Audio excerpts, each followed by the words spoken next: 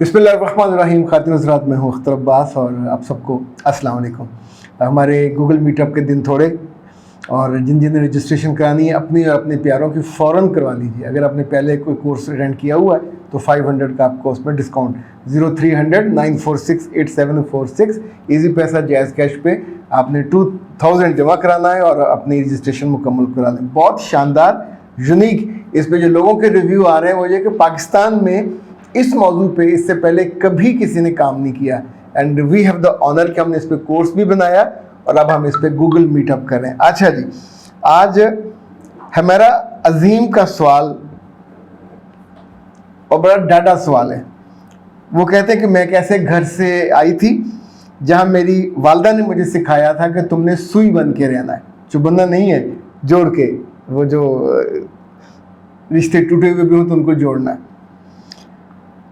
मेरी बेटी की पैदाइश हुई तो मैंने अपने मियाँ की रूठी हुई खाला और रूठे हुए मामू को अपने घर बुलाया और उनकी दावत की। इस मौके पे मेरी सास भी मौजूद थी। वो दावत मेरी ज़िंदगी की सबसे बड़ी गलती और सबसे बड़ा गुनाह बन गया। हम दोनों बहुत हंसी खुशी रह रहे थे और खाला ने सबकी मौजूदगी में ये कहा कि शुक्र है लड़की मसूद के वो शक्ल पे गई है। अब आप सोचिए कि इनफैक्ट ये जुमला ना कहने की ज़रूरत थी, ना उसकी को हाजत थी, ना किसी ने पूछा था कि किस पे गई है, लेकिन अंदर का जो बुग़्ज़ था, अंदर की जो एक घटियापन था, वो उस खातून ने, सगी खाला ने, मेरी ये रीडिंग है कि जो सगे रिश्ते हैं इनमें सबसे ज़्यादा जेलसी होती है। हमारा ने बताया कि मसूद के वालिदैन ने उसकी शादी के लिए इसी खाला की बेटी से रिश्ता मांगा था, लेकिन उन्होंने इनकार कर दिया था और ये कहा था कि ये बहुत माठा है, कमज़ोर है, फ्यूचर इसका क्लियर नहीं है। लेकिन इस लड़की से मंगनी के बाद, शादी के बाद, वो जो 2-2.5 साल का वक्त था, अल्लाह ने उसकी ज़िंदगी को, कामयाबी को पर लगा दिए।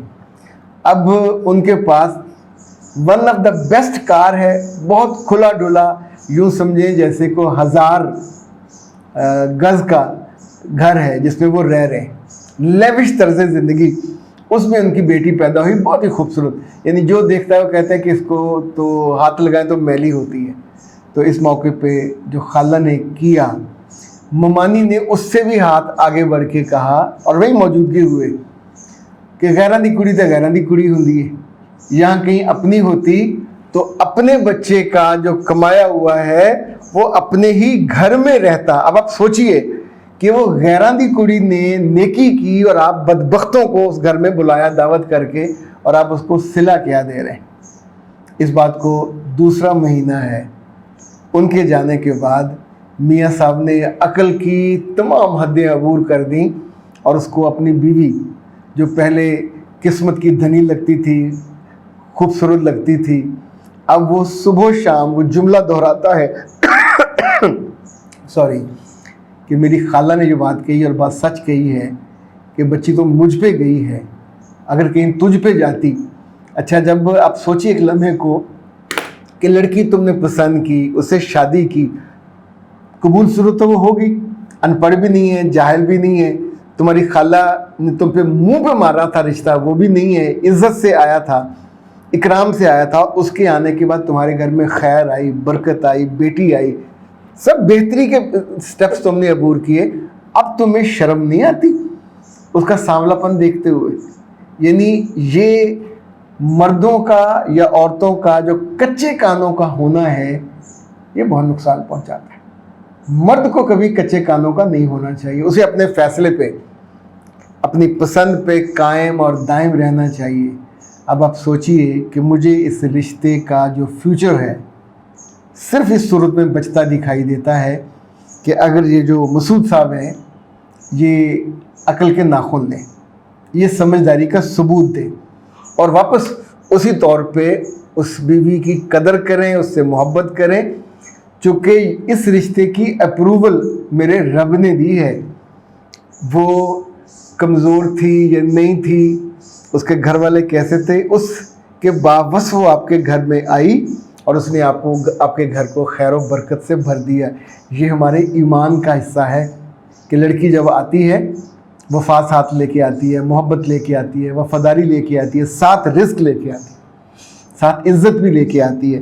تو ہر لڑکے کو جو کسی بھی عورت کے ہتھے چڑھ کے اپنی رائے بدل لیتا ہو, اس کو یہ سوچنا چاہیے کہ زندگی اس کی ہے, گھر اس کی ہے.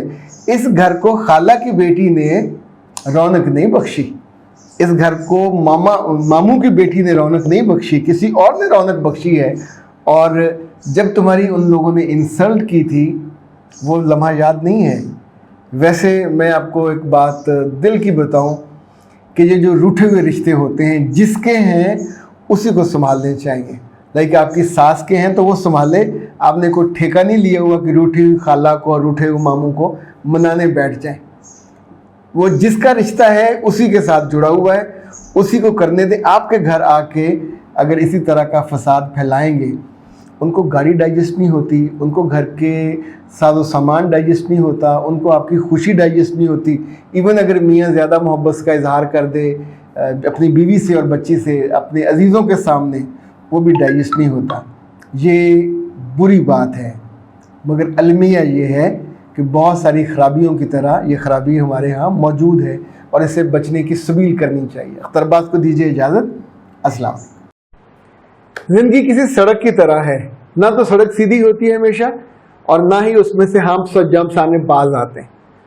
معاملات ہوں, رشتے ہوں, تعلقات ہوں, ایکسپیکٹیشن ہوں, اتنی جگہوں پہ انسان کے دل کو دھچکا لگتا ہے اور دل دکھی ہو جاتا ہے. پر ہمارے آس پاس دکھوں کو چننے والا کوئی نہیں ہوتا, ہمیں حوصلہ دینے والا بھی کوئی نہیں ہوتا, کوئی رستہ دکھانے والا بھی کوئی نہیں ہوتا. اور یہ ہر بندے کے بس میں نہیں ہوتا. جب وہ میرے پاس کاؤنسلنگ کے لیے آتے ہیں, مینٹورنگ کے لیے آتے ہیں, ہم پورا 1 گھنٹہ آپ کو سنتے ہیں, یہ آدھا گھنٹہ بھی ہو سکتا ہے. پاکستان میں, پاکستان سے باہر, جہاں جہاں صبح 9 سے رات 9 تک 1 گھنٹے کے سلاٹس میں لیتا ہوں, اور اس میں صرف آپ کی باتیں سنتے نہیں ہیں, آپ کو بہترین حل بتاتے ہیں. یہ کاؤنسلنگ پیڈ ہوتی ہے. اور سب سے مزے کی بات یہ ہے کہ آپ ہی کے مطالبے پہ, آپ ہی کی خواہش پہ اور آپ ہی کی مرضی پہ ہم چھٹیوں کے دن بھی کاؤنسلنگ کے لیے آن رکھتے ہیں. 0300 946 8746 0332 746 8746. پاکستان میں ہو یا پاکستان سے باہر, ضرور رابطہ کیجیے گا تاکہ آپ کے دکھوں کو ہم محبت کی چمٹی سے ایسے کر کے اٹھا سکیں اور آپ کو راستہ بتا سکیں, تاکہ آپ کی زندگی کا سفر آسان, سہل, خوشگوار اور بہت اچھا ہو.